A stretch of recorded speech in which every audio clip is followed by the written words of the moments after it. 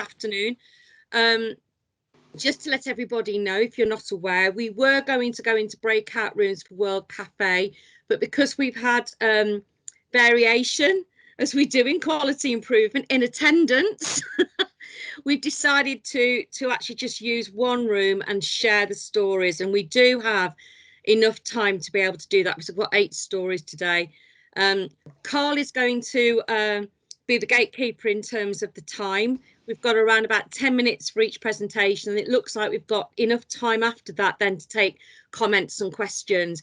Please, if you could all turn your cameras off if you're not presenting, that would be fantastic, and keep your microphones off just for the minute, and obviously put them back on when we ask for questions.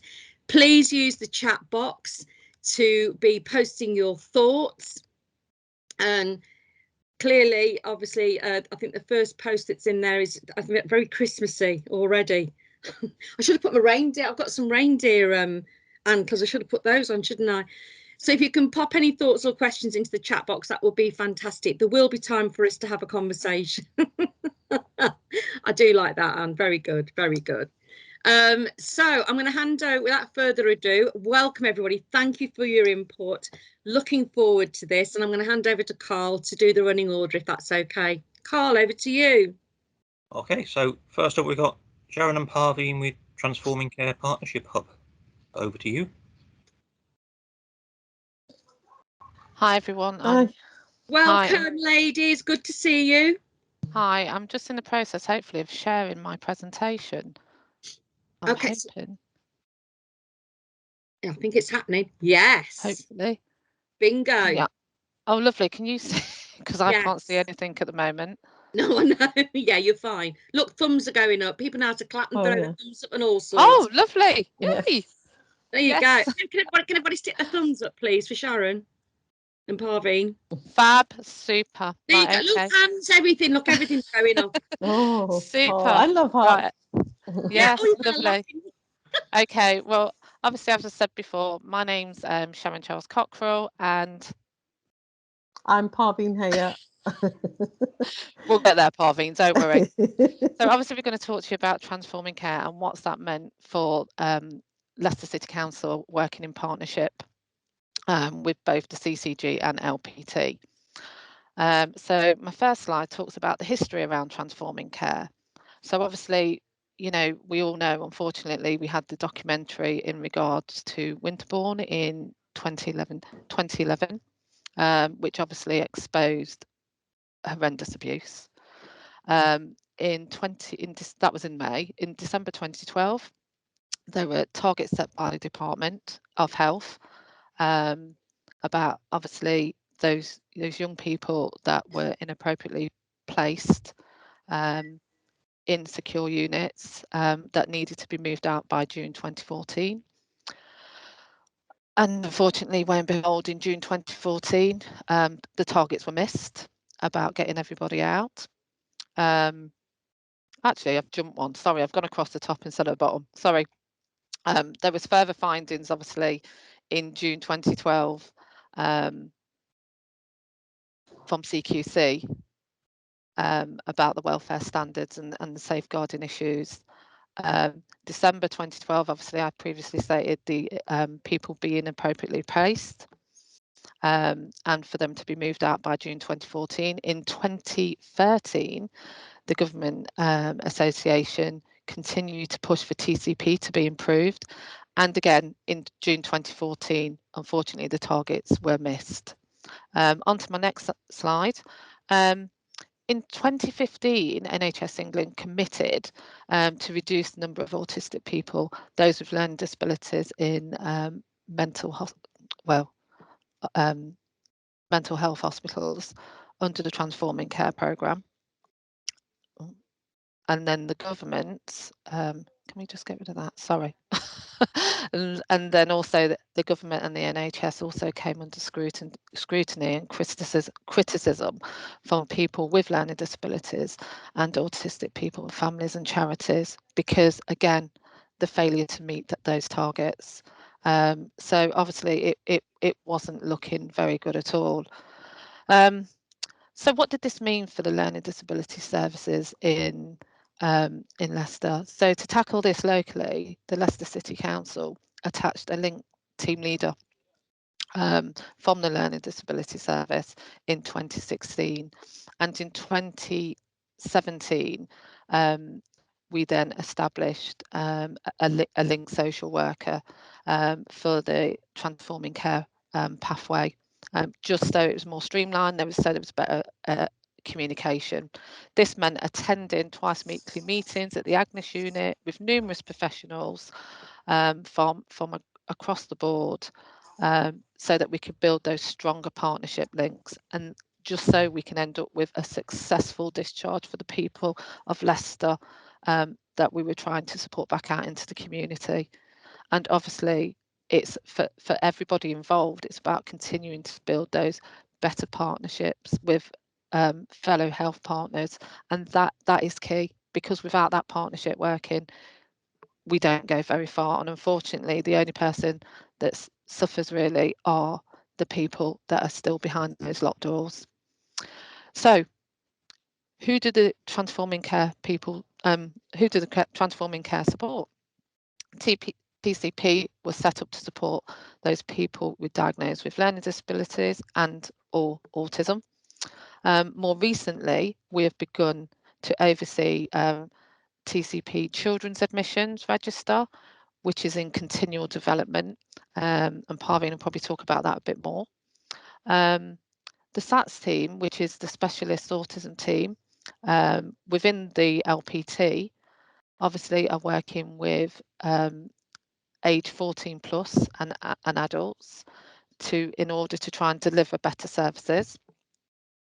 And at the moment, there are 2 TCP healthcare managers in the CCG who work across both children's and adults. And this is so that there is better continuity and improving the services which were part of the 3-year plan. So where are we now? We are now, obviously, City and County have joined up. So in a sense of, I know we're LLR, but we have Parveen, who is the team leader and coordinator, and she oversees both the city and county cases. So that's quite nice. So there's a team of 2 social workers from city, 2 social workers from county, and obviously we've got the link with the OT.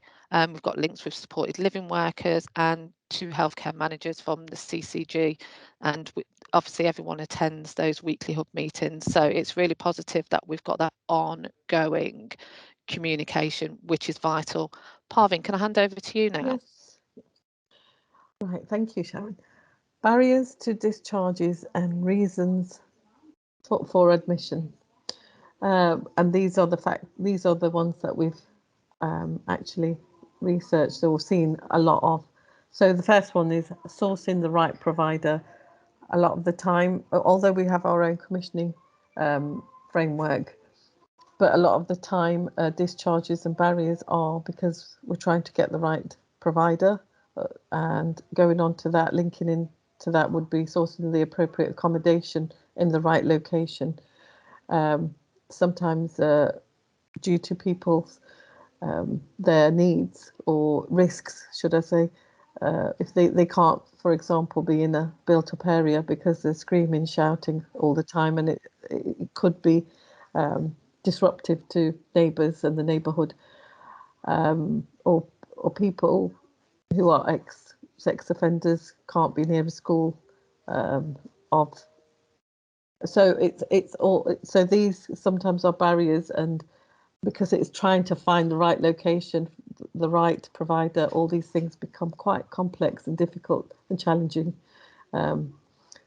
Skilled and trained staff, because they're so complex, we do need a lot of skilled, trained staff for autism, for the behaviours, for a lot of even restraining. So there's a lot of need for skilled, trained staff, which can become a barrier. Resources, as we know, the resources are quite, there aren't that many for autism. Family can become a barrier, or discharges. They may dispute decisions made, breakdown in care, staffing or accommodation. What does success look like? Couple of minutes left. Sorry. Since 2017, we have supported 26 complex individuals to reintegrate back into the community life, living in either their own home or back with family with bespoke support packages. We've only seen 5 readmissions over the last 5 years, which is great. At the moment, we have no city people currently in the Agnes unit, no new patients. We currently only have 5 people in and out of area hospitals due to long treatment plans. I work in partnership with all the agencies, developing city and county TCP complex care hub, and these are all successes. The 3-year development plan for LLR and TCP. We have a fully integrated health and social care team focused on transforming care, admission, avoidance and discharge planning, which we all attend from LP across the board. There's better transitions for children and young people into adult services now. Planned respite, moving into adult support with smooth transition. That's happening a lot better now. We're working with Beacon Ward and out of area young people's and CAMS hospitals. So that's getting a lot better. Admission avoidance, that's getting better as well. Establish PBS as the minimum and essential quality standard for personalised care planning and delivery. And children and young people cases who do not meet the CAMS threshold but are struggling to cope in the community. We've had quite a few of those. That's working well now, that we're all integrating and collaborating. Development of children, young people, key workers to help children, young people and their families navigate support systems, and development of a dedicated LD forensic service. That's worked well too. So all those are in development, and I think we are doing well with them. Continuing the 3-year development plan, diversion away from the criminal justice system, development and mobilisation of risk reduction programme to prevent criminal justice routes, consider links to the community service treatment requirement programme, and there's support for those people with LD, ASD in prison population. Provide a forensic pathway for those people with autism without a learning disability, and development of a dedicated specialist autism service, which is the SAT team.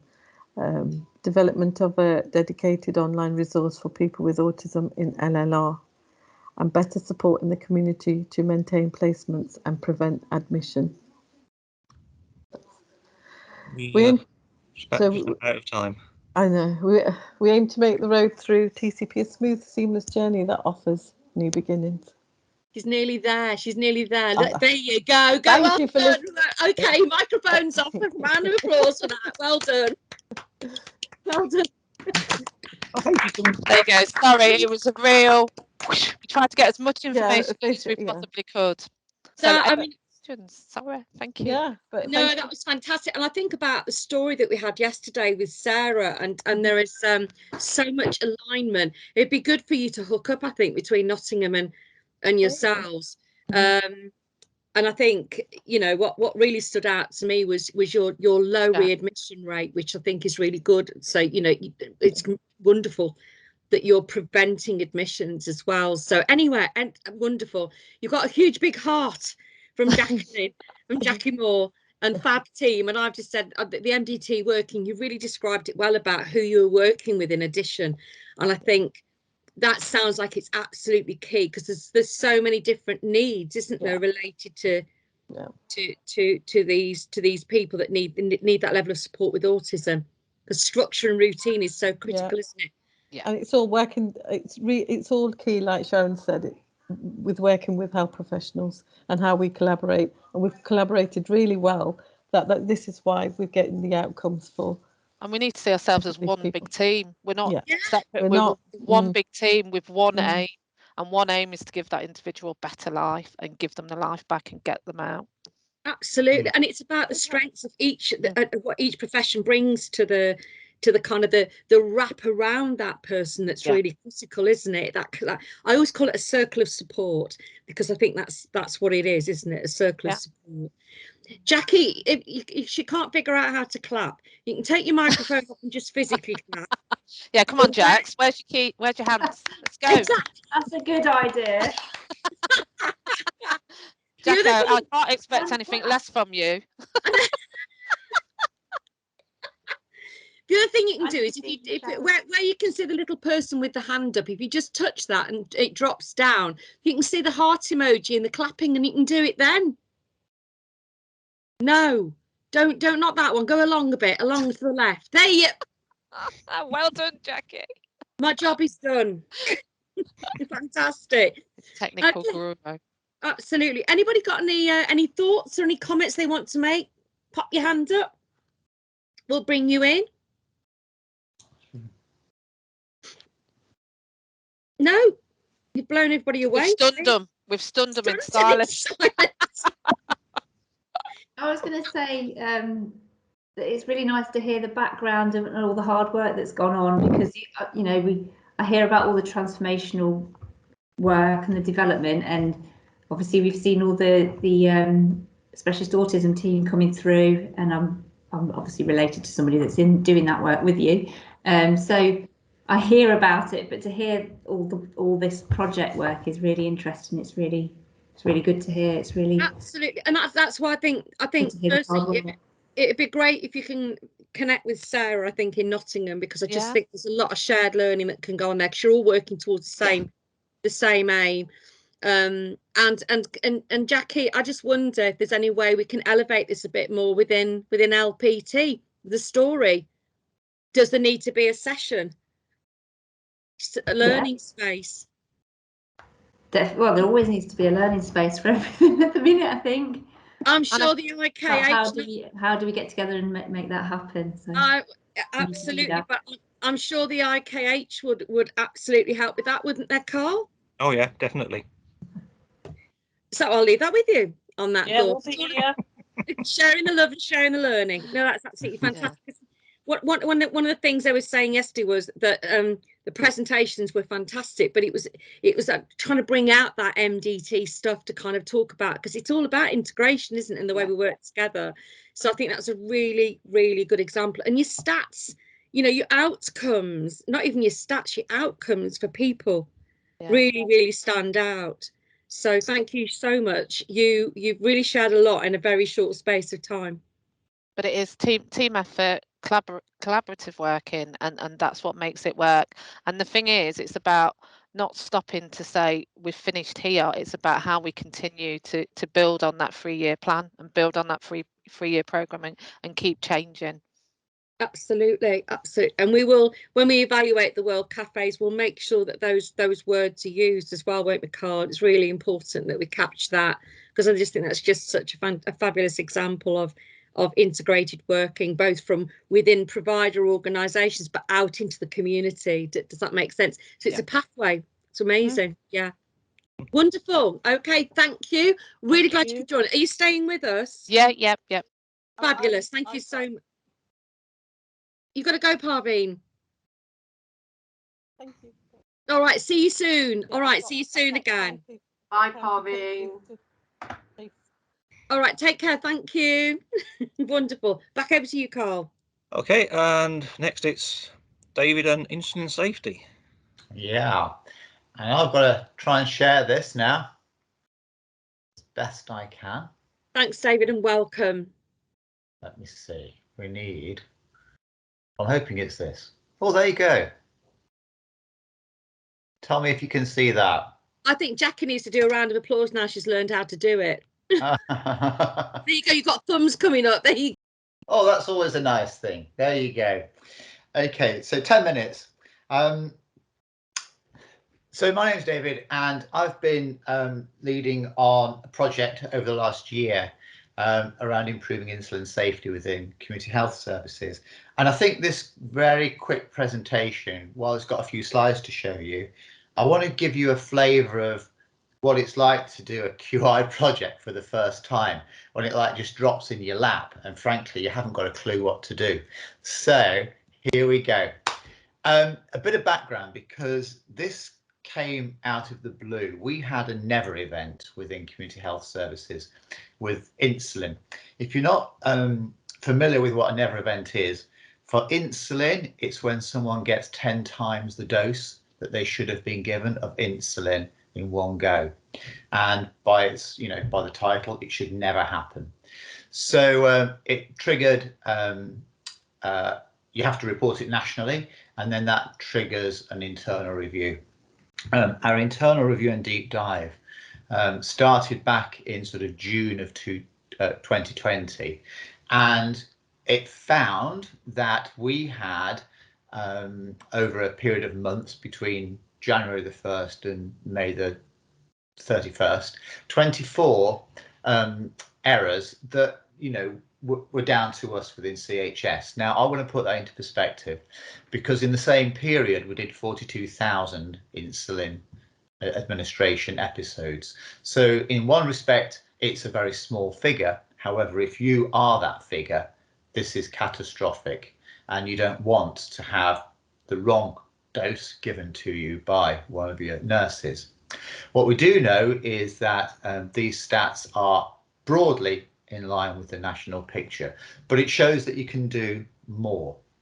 So this is what landed on my desk, if you like, and I was given the job from September to do something with it and try and improve stuff.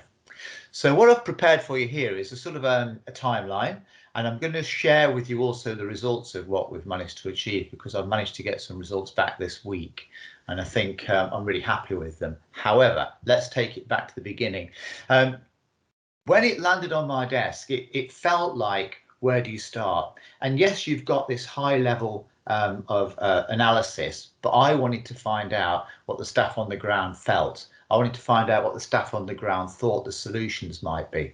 So for me, the first part of this whole process, this QI process, was going around hubs, listening to staff, some of whom were involved in the incident, some of whom would never had an incident happen to them, some experienced staff that have been with us for years, some newly qualified staff, some nursing associates, some band 2s, some band 3s. So the whole range of our workforce, if you like, within community nursing, I wanted to have conversations with, because in my head, I thought I might have known what was wrong, but I didn't want to make any assumptions.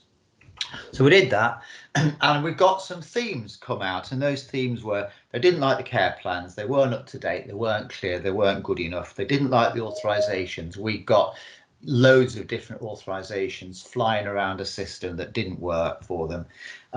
We had rubbish paper notes because we'd gone paper light, and that wasn't working for them. System 1 wasn't working because they couldn't access it when they're in a patient's houses always. There were a whole load of themes that we could sort of work with, and I thought, well, actually, there's your issues to start with, so that's what we're going to work up. Now, the incident happened in one hub, and so we created some test documentation based on some of this feedback, and that was the first part of the PDSA cycle, if you like. That was the bit that went, okay, let's try it, because all PDSA is try it, see what happens, and try something else if it don't work. That's what I've nailed it to in my head now. So first cycle was there, but what I got was a whole load of anecdotal stuff from the focus groups, and what I recognised is that you've got to be able to turn that into figures. So you need some quantity rather than qualitative stuff. So I did a Survey Monkey, and that was interesting because we use WhatsApp, and we've got a fantastic response from our staff. As I say, I will share what the results were, but we asked 5 key questions, because I'm not a great one for questionnaires. If I've got more than 5 questions to answer, forget it, I ain't going to do it. So keeping it short and sweet, there you go. These are the 5 questions we asked, and they were based on the conversations that we'd had. So thinking about authorizations, thinking about paper records, thinking about confidence with a lot of this. I needed to find out how confident our staff were, how safe they felt. So hopefully you'll be able to get these slides at some point anyway. So yes, we will, we had we 5 will questions. be sharing them. We will be Yeah, sharing that's them. cool. Thank you. The other thing that I wanted to make sure was that once we got that data and we'd started a process, I understood that we could break it down. We needed care plans, we needed folders, we needed authorizations, and this was going to include lots of different people, including every single GP practice in Leicestershire. This wasn't now just about our own staff, so I needed to involve HIS. Whenever we made a change to the PDSA cycle, we started a fresh one. We looked at it, we found out what wasn't working, we changed it, and we started again. But what I needed to do was make sure that I was keeping tabs on 8 different hubs' progress through a whole process.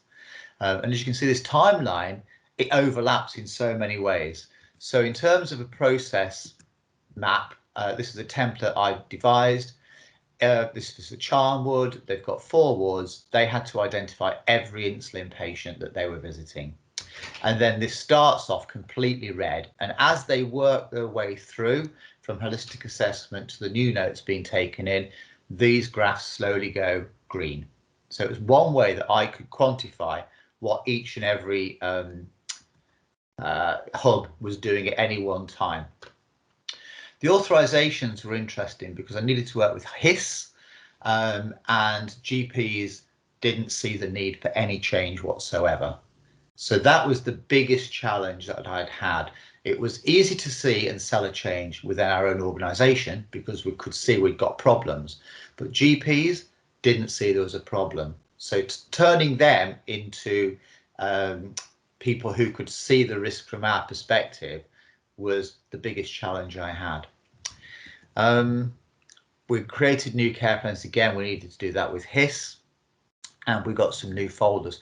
Folders, interestingly, have to come from Germany, and we were in the middle of Brexit, and we were in the middle of a pandemic, and we were in the middle of a place when someone crashed into the sides of the Suez Canal or the Panama Canal. So we couldn't actually get everything when we needed it, and they kept making mistakes. So we had a lot of problems that were unforeseen around the folders. So we've got to a point now where every single hub has implemented this, all 8 hubs. It went hub by hub by hub, so we could stop the process at any point in time. And we created a standardized electronic authorization that pre-populates within System 1 for any prescriber to use. It then sits in the patient record on System 1 as a permanent record, and because it's electronic, it doesn't need a paper signature. And then we print this off and it gets put into the patient's house as paper. We've spent years telling our staff that we're not going to be using paper, but for this we felt that we needed to turn the clock back. So now we've got a proper set of notes in the house. They talked to me about the fact that they didn't have any confidence necessarily in the types of insulin that they were giving. They didn't know the ins and outs of it.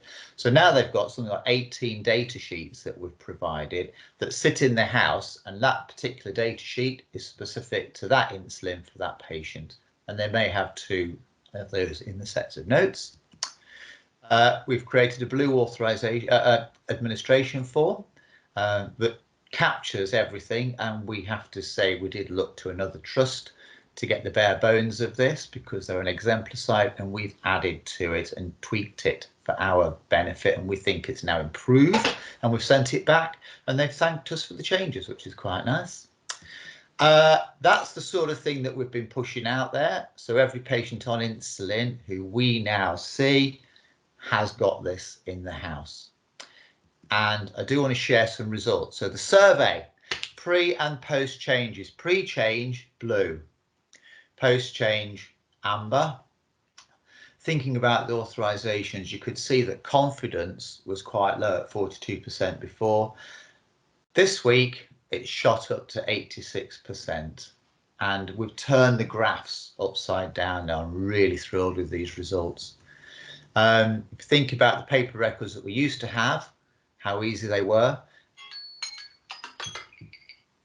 Only 19% said they were very easy. That shot up to 80% now.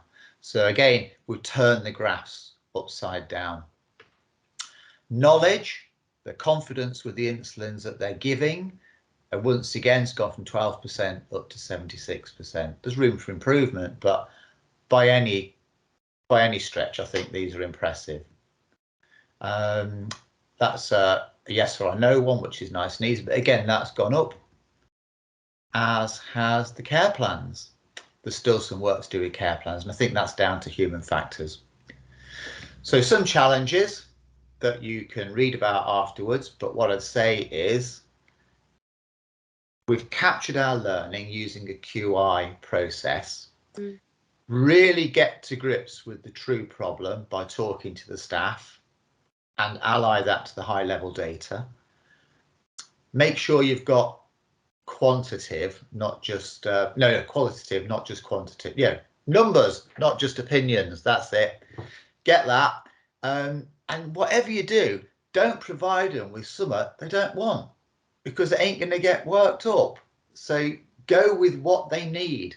And that was key. And for me, having this dedicated time to lead it has been the key, because it's not an add-on to my job. It has been my job for about a year now. And I think that has proved its worth. And I think it's a model that we should be following. So there you go. I think that is it. Bingo. Well done, David. Seriously. We've got a huge round of applause going on. I'm pulled over. Very nice. There we go. So I think we've got a question in the chat box for you from Anne Ford, who says, David, does this apply to people who live in residential care regarding their paperwork? If we are involved, then yes, but many people in residential care are not having any input from community nursing staff, and therefore they wouldn't get it. But absolutely, if we're involved, then yes. Sorry, David. So we do have a number of people in residential care anyway, delegated tasks, moving swiftly on. But there are some where staff don't administer insulin. So if they were LPT or we're going in, you're going in, colleagues going in, they should have this documentation. Yeah, they should do. Lovely. Thanks, David. They should do, yeah. Maybe you both want to connect over that, because it sounds like that's quite important to you, Anne. Yeah, it's a theme, but it's spot on. Thank you, David. Perfect. Right. No sweat. Perfect. And I think it's a really good example, again, of the fact that, when it comes to quality improvement, we do the complex bits. The PDSA can often become quite complex, can't it? Because it's multifaceted, and just like you say, the fact that there was a problem with shipments of folders is enough in itself during a pandemic. So these things come along, don't they, and challenge it. It's almost like they're saying, "Are you sure?" And David said, "Yes, I am." But that's representing a year's work, isn't it? And I think what I heard from you was, you said it was really important to go with. You said go with what they need, and I understood you meant that was the people on the front line know what they need. Yeah, absolutely. If you go to them and you say, "What do you think is going to make it better for you?" and you actually listen, because what I've experienced over 30 years in what was LPT in previous organisations is often top-down approaches, and I've got them landed on my desk as a team manager, thinking, why? No one's asked me about this. This is rubbish, and I didn't want to fall into that trap. No, because I was at the receiving end of that too often. And I know that there are other projects within LPT that have now been really the fires have been lit as a result of that. The clinicians actually taking hold of this, which is fantastic, and creating the change even in the middle of the challenges we've got in a pandemic. So credit due to, and I think you're absolutely right. The quantitative is important, but the qualitative is equally as important. So using the two types of kind of data gathering, which I know that Carl would absolutely agree with. Jackie said it would be great to share that into the care homes too, next project. So I'll leave you and Jackie to hook up over that one, and I'm back over to, can we thank you enormously? That was fantastic, David. And we do want to share the slides, and obviously hopefully your contact details will be on there. So and again, Karen has said we find this with every team that we work with, the closest to the care or the people that know the answers. Very often, Carl's absolutely nodding away there. They just need the support, and they need the systematic approach to help the application of it. Absolutely, yeah. Thank you so much, David. Over to you. Are you staying with us? Yeah, for a bit I can. Yeah. Wonderful. Thank you. I'll turn my thing off now. Wonderful. Next up, we've got Hayley and Azar on involving service users and carers.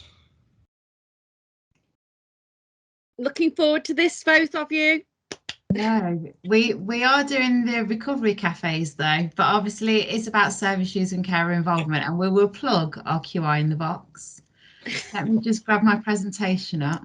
I have it all ready, but this is when technology lets you down, doesn't it? Do you want me to sing? Oh, go on then. No, honestly, it really, you wouldn't want me to sing. I've seen you with the mic. It's what you usually do at these events, run around with your mic and give us a bit of Whitney. It's only fair you do it virtually. I missed that. Yeah. Over to you, Hayley. Very, very warm welcome to Azar and Hayley. Thank you. So hello, I'm Hayley Cocker. I am the Patient Experience and Involvement Manager, and I also work support the audit team and form part of the Improvement Knowledge Hub as one of the advisors around experience and involvement. I'm Zara Richardson, patient leader, governor for NHFT, as well as Improvement Knowledge Hub advisor, core team volunteer. So we're going to talk to you today about the recovery and collaborative care planning cafes. These are, well, I guess this is a 4-year kind of project. Lynn obviously has been heavily involved in this as well, but it's a 4-year project, so we're obviously condensing it down to 10 minutes, and myself and Azar, if you know us, could talk all day. So we'll try and be a bit structured and give as much across as we can today. But I guess to start with, the recovery and collaborative care planning cafes are a shared space for service users, carers, health professionals and other, I guess, voluntary and charity and community groups to come together and have collaborative conversations around collaborative care planning and recovery and living well with. And I think our recovery concepts are themed around CHIME, which is connectedness, hope, identity, meaning and empowerment.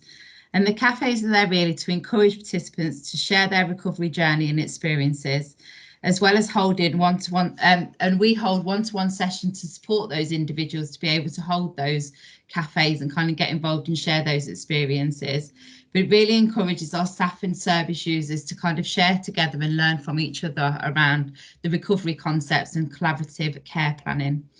And I guess we never set out to develop a care planning cafe. It was really, we had a need to improve how we involve service users and carers in collaborative care planning in a more meaningful way and strengthen the commitment across the organisation to have more recovery focused, person-centred care and conversations. So a small working group kind of was pulled together with a mixture of staff and service users and carers with lived experiences. And the idea was created around creating a cafe and a space to bring people together. So it was initially started as a 12-month quality improvement project using PDSA cycles. And I guess our main aims were finding ways of improving our collaborative conversations with our service users and carers, particularly when writing and constructing collaborative care planning. And we really wanted to establish good practice that we could share across the organisation, but also to gain a better understanding as to how we ensure the needs and concerns from our service users and carers are met through collaborative care planning. So those were the bits that we kind of set out to kind of achieve. And the cafe idea kind of came together, and we used lots and lots of PDSA cycles to get to where we are today. So we started off in a very physical space, and now we're in a very virtual space, obviously due to COVID. But I think the things that have really underpinned it is the fact that it has been a collaborative working group right from the very beginning and all the way through now. Our service users and carers have been very involved in the design and the cafe and the content and delivering the cafes and delivering the master classes in the cafes as well. But I think really for us, the cafes really strengthened the foundations across the organisations to enable collaborative conversations and collaborative working. and improvement ideas have came from these conversations between our staff and service users and carers that have attended these cafes, and these have been turned into change ideas. I'm just going to give a couple, then I'm going to hand over to Azar. But I think for me, as I've said, the fact that it's all been co-produced and very collaborative, and that we've involved people all the way throughout, it's really been what matters to people and what people have wanted to get out of these cafes, and what's been important to people in their recovery journeys, and what would be important to people in their care planning and those collaborative conversations. We've had lots of key successes that have came out from it, which Azar will go through some of those. I think one of the really good things was the recovery prompt sheets that was created with service users and carers, but it really supports our staff to enable to have those collaborative conversations. And how do you approach those conversations? How do you communicate some of the language around those different CHIME themes as well? For us, it's been really a great approach for engagement. So our service users and carers have joined the cafe for different reasons, but after a few months of being with us, some of them have really got further involved in getting involved in more collaborative sort of projects and improvements across the organisation.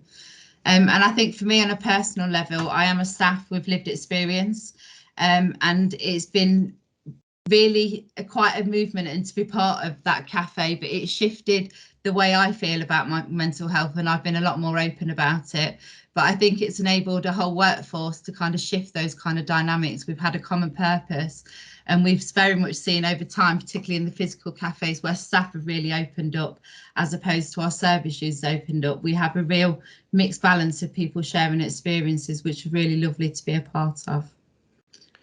So yeah, so we've also obviously been holding masterclasses, and the masterclasses are usually kind of set by people with lived experience, and that usually does include actually the staff, as Hayley has said, service users as well as carers. And I think, you know, coming into a shared learning space, everybody has learned from one another. Service users have learned about staff and actually resources, and how best to kind of get what it is that they need from specific appointments. So more empowering in that kind of way.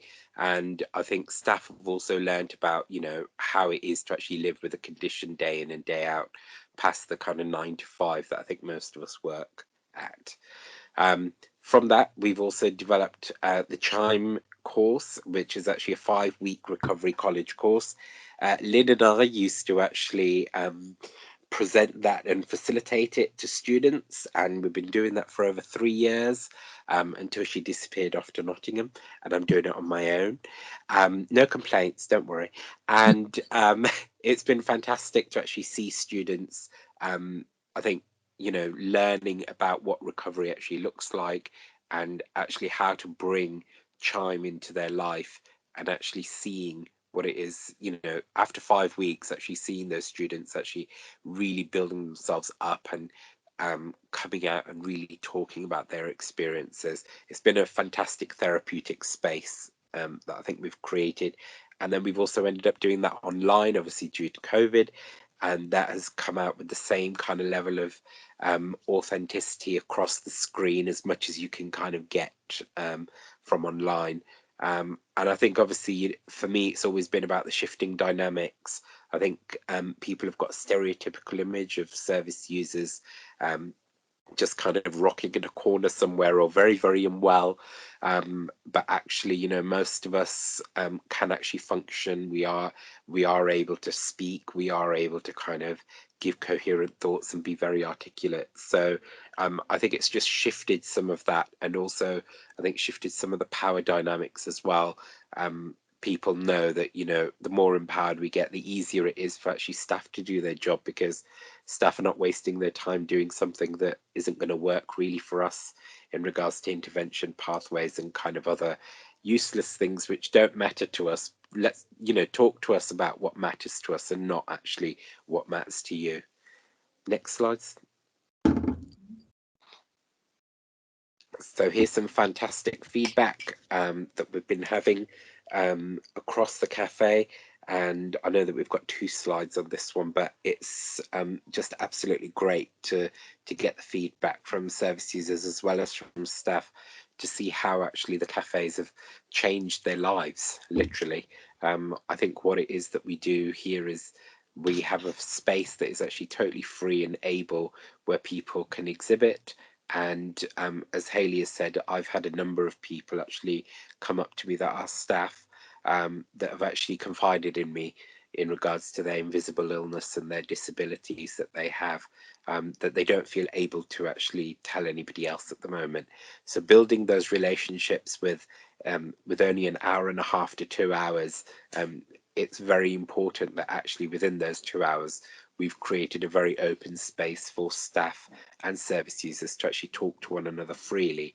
And it is all about building relationships.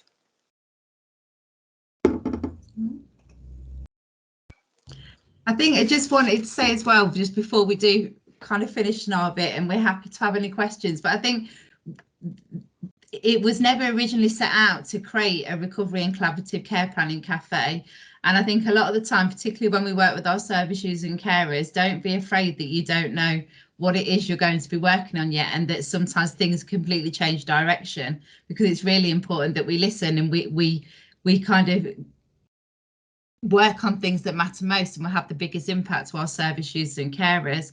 And I think that's what's happened with the Recovery Cafe, and from that we've had lots of other kind of quality improvement that's came from it, because of those collaborative conversations that have brought about different innovation, again based on what matters most to people, that have enabled different change ideas to kind of happen. So I think just don't be afraid to kind of speak to people, kind of be really open to kind of different people ideas, and don't be really rigid in kind of your approach, and be flexible to kind of move directions as well. But thank you very much. Wonderful, wonderful. Round of applause, please.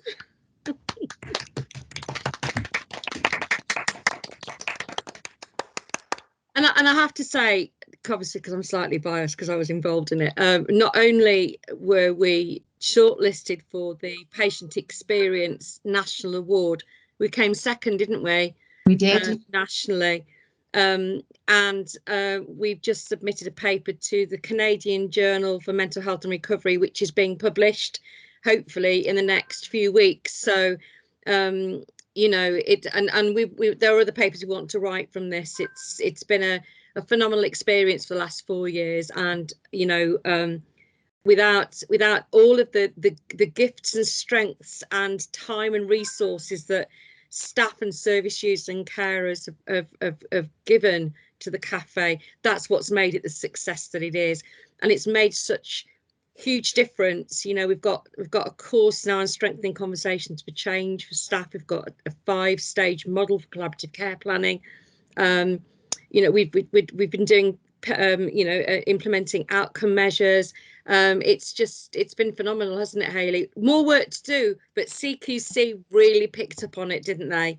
We have. We're really pleased. I think obviously being shortlisted, and I think you could feel it yourself. You know, a lot more staff are geared around kind of collaborative kind of conversations, and I guess particularly while we've been virtual, we've not advertised the cafe as such. It's just really word of mouth, and people keep coming, don't they? But yeah, next year we've got a real good push and really linking it around to that whole person, and you know what it is that affects people's kind of well-being and living well. And we've got lots of guest speakers planned, and again people sharing their lived experiences for that. So just to say as well, Nottingham the Institute for Mental Health were involved in it. Theo Stickley, by the way, so Nottingham, big up to you, you're there.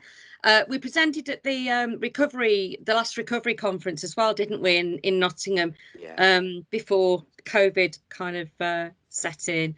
So yeah, it's been a really, really very, very successful. But it also shows, you know, key take homes are it's getting people involved, it's growing the social movement, but it's also it takes time, and it's took us 4 years. So that time and investment is well worth it.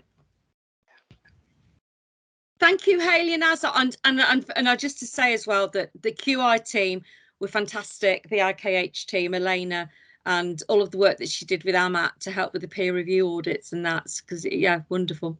Right, I'll shut up now. Over to you. Wonderful, thank you. I've just tweeted about it. Over to you, Carl. Okay, next we have Sarah and Julie with Let's Get Publishing. Wonderful, thank you. Loads of well dones, by the way, Hayley, and I saw lots of hearts and stuff going on there. Lovely to see you both. Hi everyone. Hi. So you've got another double act here. I'm Sarah Ballion. I'm a Senior Research Associate in the Research and Development team. And I'm Julie Warner-Williams from the core team of the Improvement Knowledge Hub. so we've come along today to present to you a project which was actually initiated and led by Kelly Fenton, but she wasn't able to come along today. So we said that we'd come along and share the story of our QI project, which is called Let's Get Publishing. Nice catchy title, which I suspect Julie came up with. I might have had an influence. We don't have a formal presentation for you today in terms of slides. We just hope that we'd be able to talk you through what we put on our storyboard.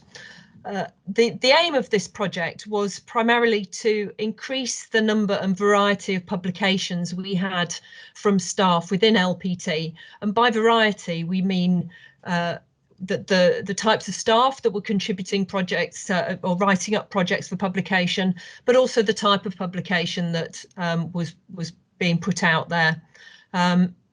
The basis for this project was that there are so many innovative projects going on within the trust that we were aware of, and we wanted to support and enable staff and encourage them to write these projects up, to share them externally, so that they weren't just celebrated and undertaken within the trust, but that we shared the information gained from those projects externally. The reason why this is important, I think there are many reasons, not only in terms of sharing the project results and contribute to the wider knowledge that's out there in the NHS and other services where that work might be relevant, but also giving others the benefit of our experience and findings so that they don't waste energy and resources on doing the same thing, but can instead build on what our projects that are shared have demonstrated. By doing this, we can lead to improvements in services and better care, both within the trust, but also for colleagues elsewhere in the NHS. And hopefully also by doing this and encouraging staff to publish work that they've done, it will raise the profile and the reputation of the trust. It'll help us to celebrate our achievements and retain and hopefully attract new staff to come and work for LPT. So now I'll hand over to Julie to tell you a little bit about how we went about starting this project. Hi. When this project first came through our Improvement Knowledge Hub design huddle as a conversation starter, I fell in love with it straight away. I want to get published one day and I wanted to find out how. I could also see that it would make a great PDSA Plan, Do, Study, Act cycle. As Sarah said, it's a chance to help others in a way. It would help our staff, our service users, our trust, and add to the body of research generally. We need to release those good ideas and pieces of work already done or being developed, which would make the world richer by having been published, and release the stories within people. So once we had our project, we set about establishing our Let's Get Publishing steering group, and that in itself felt like a PDSA because we've got so many busy people we were trying to bring together. Key to this was linking with our R&D department and also the library. We've got a brilliant librarian. Also getting our project onto Life QI, which at the time was a new system for us, but we didn't want the tail to be wagging the dog. So we met and we established our drivers and our possible change ideas and measures. And we've got a beautiful driver diagram. Back to Sarah. Okay, well, I will try and share a copy of this driver diagram for you, which hopefully will work. It's too beautiful not to be shared, Sarah. Oh, it I've doesn't already seem to said be working. I'll borrow it relentlessly. So hopefully you can see that. Can you see that, Julie? Can you